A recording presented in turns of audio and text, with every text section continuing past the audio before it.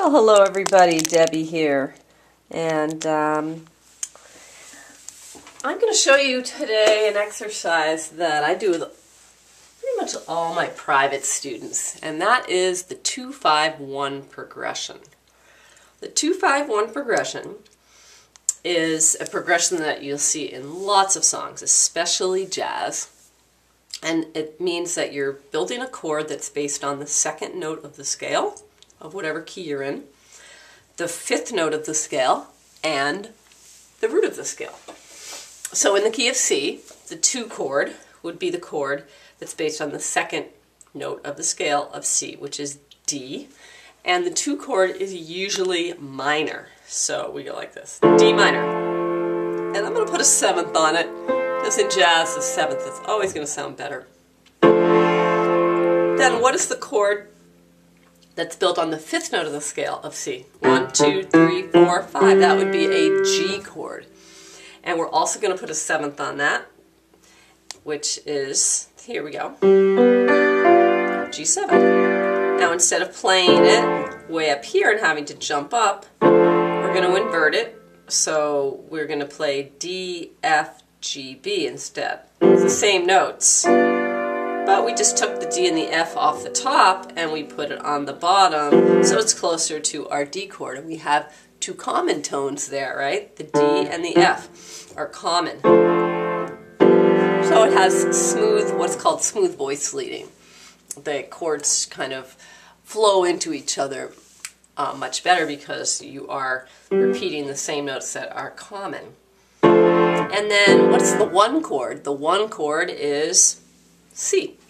And we're also going to put a 7th on that, and we're going to put what's called the major 7th on the top. So we have D minor, 7, G7, C major 7. Okay, and we're going to do that in both hands. D minor 7, G7, and C major 7. After you can do that, what I like to do is to break the chord up in the right hand into a kind of like a melody. Right? We've broken up that D minor 7, and then we go down. We're going to break up the G7, but we're going descending, and then we're back to the 1 chord. So we're just going to end on the C. There's going to be a little bit of a dissonance there. That's okay. D minor, G7, and I just cross over. And then when you can do that, then you can start to jazz it up and do the swing.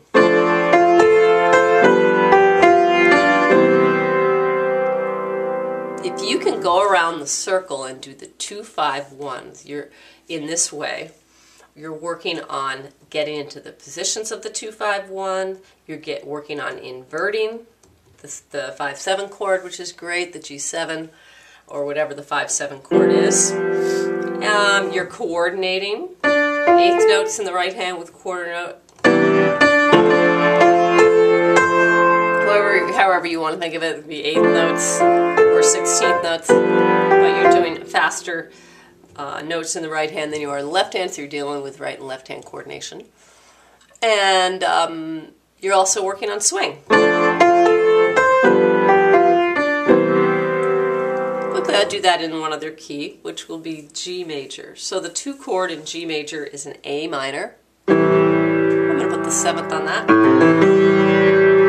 The 5-7 is the chord built on the 5th note of the scale, which would be D7. And then the 1 chord, G major 7. So first you want to do them in hands together, so you're really clear. And then you break it up, right hand's doing cross, and then you swing it. Adding layer upon layer of skill to that, okay? So again, as usual, go around that circle of fifths and try that out. And we'll talk next week. Bye-bye.